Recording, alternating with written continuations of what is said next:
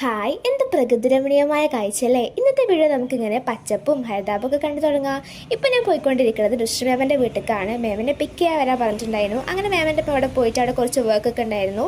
പിന്നെ തിരിച്ച് രാത്രി ആയപ്പോൾ ഉപ്പച്ചി കൂട്ടാൻ വന്ന് തിരിച്ച് വീട്ടിലെത്തിയപ്പോൾ ഉമ്മച്ചിൽ അടിപൊളി ക്രീം ബന്നൊക്കെ ഉണ്ടാക്കിയിട്ടുണ്ടായിരുന്നു. അതൊക്കെ കഴിച്ച് കഴിഞ്ഞ് പാക്കിങ്ങിലേക്ക് കിടക്കുകയാണ്. നാളെ നമുക്ക് കോളേജൊക്കെ പോകണം.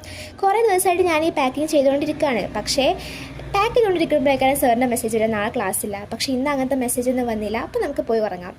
അങ്ങനെ നമ്മൾ കോഴിക്കോട് എത്തിയിട്ടുണ്ട്. കോഴിക്കോടിൻ്റെ എത്തുന്ന ഇടയിൽ എനിക്ക് വീഡിയോ എടുക്കാൻ പറ്റില്ല, കാരണം അത്രയ്ക്ക് തിരക്കായിരുന്നു ബസ്സിൽ കേട്ടോ. എൻ്റെ അമ്മ നിൽക്കാൻ പോലും സ്ഥലമില്ലായിരുന്നു. അങ്ങനെ നമ്മൾ കണ്ണൂർ ബസ് കയറി. അവിടെ പിന്നെ സീറ്റൊക്കെ ഉണ്ടാകും, അതും വിൻഡോ സീറ്റ്, കാറ്റൊക്കെ കൊണ്ട് ഇങ്ങനെ നമുക്ക് യാത്ര ചെയ്യാം.